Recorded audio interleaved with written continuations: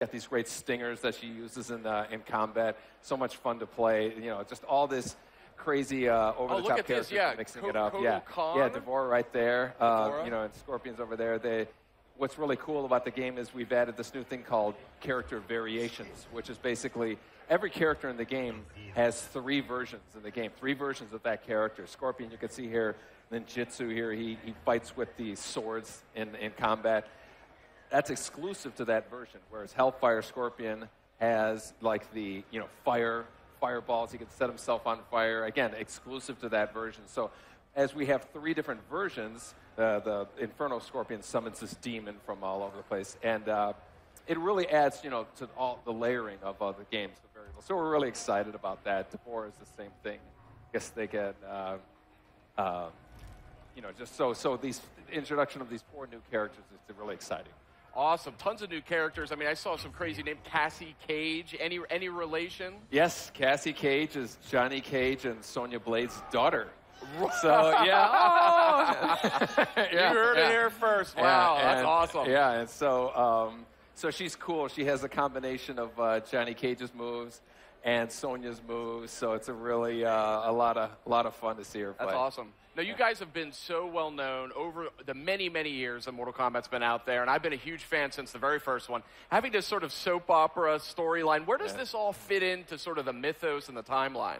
Well, it's actually, the story takes place over the span of you know, right after the MK9 ended, and then it goes as far as 25 years into the future. Wow. So, you know, you're gonna see some aged MK characters. You're going to see, you know, some next generation stuff, and so it's really we're really taking a dramatic approach with the story of the game. Nice. Now we got some gameplay going right now, looking great on PS4. I mean, these backgrounds are incredibly dynamic.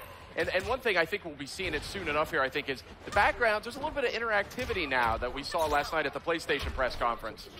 Yeah, there's like, you know, there's a number of places that you can actually leverage yourself. Watch Scorpion, he can actually run up the wall, and the characters can kind of use that to position themselves. A lot of what a fighting game is, where am I with relation to the other character, and so this really lets you get to where you want to be a lot quicker. There's just kind of a lot more tools for the player to use. It's really makes the fighting a lot more movement in the fighting.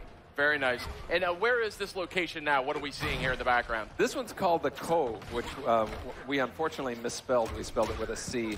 But it has a number of you know, these kind of interactive things. But we're excited. You know, you see the sea coming. It actually, when it hits the you know, the bridge there, every once in a while a body will be lifted up. You can grab that body and throw it at your opponent. So there's a lot of really cool surprises that are happening in this. Great. Now, I'm sure I'm not the only one who's a huge fan of the last Mortal Kombat that came out on PS3.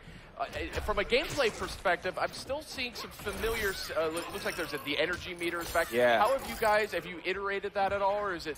Yeah, we've refined it. You know, that's one of the things I think that worked out really well with MK9 or 2011 Mortal Kombat is this meter. You know, you can do so many things with it. You can enhance your special moves. You can do those breakers, break out of a combo, and then of course you can do the kind of crazy X-ray moves, which are, you know, kind of become kind of synonymous with Mortal Kombat. You see one right here.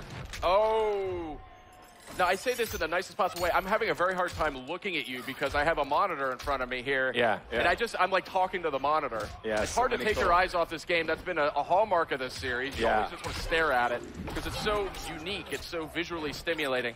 But when it comes to the combat here, we're seeing I think a more fluid sort of approach. Yeah. The action and the flow just really moves a lot. Some of it is, you know, like we're always making advancements with animation, but again, you know, when you have all these places in the arena that you can kind of run up and move, you know, just there's like an ebb and flow type of thing that happens more. So it's really, it makes for a lot more fun matches to watch and whatnot. Now, and if my eyes don't deceive me, I think this may be native 1080p, 60 frames a second. Is that? Pardon me? Is this 1080p? Oh yeah, it's full 1080p, 60 frames a second. Yeah, awesome. We're really excited about that. We always want to keep the game running at a high frame rate for, you know, responsiveness. Of course, yeah. So obviously you guys are still early. Hold on. she's going to get it. Oh, what do we got here? Oh. I see the gore technology has already come a long way. Yeah, yeah. Awesome. And the ending's great, too. And the dollop of cream on top of an awesome fatality. Wow, this is something else. I don't even know where to begin. There's so much to talk about. What was your guiding principle, though, coming into this game? I mean, you said you didn't want to just kind of reskin the original Mortal Kombat, but there's definitely a lot of new characters, too. Are we still going to see some of these older characters that we know and love? Yeah, we're certainly going to see, familiar characters. We're going to see, like Cassie is a descendant of a familiar character. So there's going to be some familiarity, but also a newness involved there. And then we also just want to add new elements, gameplay-wise with the character variations and the environment use, but then also just character-wise. We just really want people to say, who's the big Hulk with the little lady on his shoulders? We just really want to introduce as much new elements to not to just kind of rest back on the old game. So that's a perfect segue. Who is this hulking figure with this rider on his shoulders? The name of the character is called Ferra Torr. Ferra is the little lady on the top. Torr is the big beast, and he actually uses her in a number of ways. He can throw her like a projectile. They work in tandem with each other, so he can make some really cool combos that involve each other. And she's kind of like the brains of it, so she's giving them commands. There's a certain some variations she's just running on the ground. Other ones she's on top of his shoulders. And there's another one where she stabs him and kind of makes him start bleeding, which enrages him, and then he does a lot more damage. It's a great kind of risk-reward type of thing. That's awesome. So I don't want to spoil anything. I know you guys have just revealed this game. Obviously, there was a killer trailer for the game that came out just a week or two ago. Who's next, right? Yeah. Then we just saw first gameplay last night, the PlayStation E3 press conference. We're seeing new live gameplay right now. Have you guys revealed, or is there any information you can provide as to who the big bad is here for Mortal Kombat X? Who the big bad? The big bad is. We know who it is, but we're not at the point to be able to reveal it. It's going to be a fun surprise returning character. Okay. I guess, so to speak. But so people won't.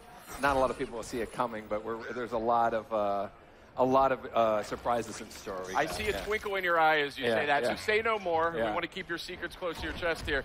But so can you tell us about the background that we're seeing here? Is this this background is called Outworld Marketplace. It's another good example of like the uses that you can have of it. Oh, I can see an X-ray here real quick. Ooh. It's got this tarp on the right side there that you can, if you can jump up and launch yourself out off of, to get over to the other side there. There's this big tiger in the middle that you can jump off of, to kind of position yourself a long jump. Right there, you see it there. And then there's this, I think she's already been thrown. There's this old lady that we call Blanche that you can grab and throw at your opponent there, and she doesn't survive the throw. So, but yeah, this is one of our brand new environments here. And again, there's a number of interactive things that you can do. I've got to say, Sub-Zero looking very dynamic here in Mortal Kombat X, and summoning swords and hammers and throwing ice clones at people. Yeah, he's cool. This version of him actually has he actually freezes the guy's entrails here and then jams it. Nasty. I mean, I know you guys sit around and, dream up different fatalities. Yeah. I mean, I got to say, were they all-nighter sessions on Mortal Kombat X? Because these are the most creative I've seen yet. Yeah, we have these fun meetings that are here's a good fatality. Fatality, somebody says, I want to grab somebody's spine and break it, lift them up in the air and split them in half. So it's nice little nod to Mortal Kombat 3's fatality. Yeah, exactly. Very nice. So we have these meetings and everybody comes up with ideas, and the ones that people say there's no way we can do it, those are the first ones we start working on. So. Okay, I think we're just about out of time. Ed Boon, so happy you could join us here. Mortal Kombat X looking phenomenal. Up next, we're going to check out the trailer. Stay tuned. We're going to have Batman Arkham Knight. Don't miss it.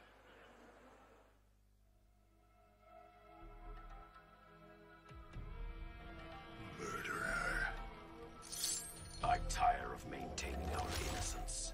I will relieve you of your burden. one, Ferra. What Ladybug do about it? Exterminate. Fight.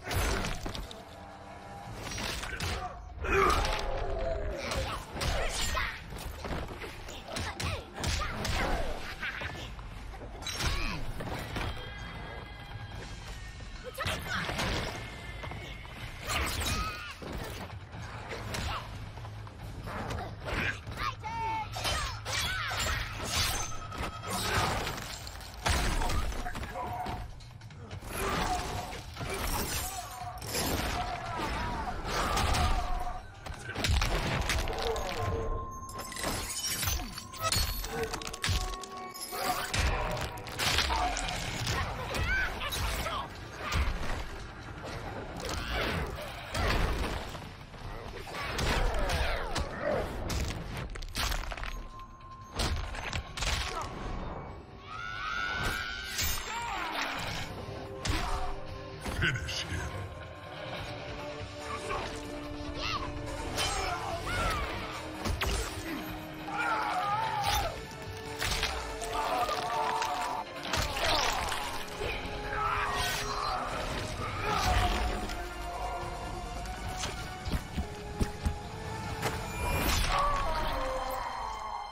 Fatalities.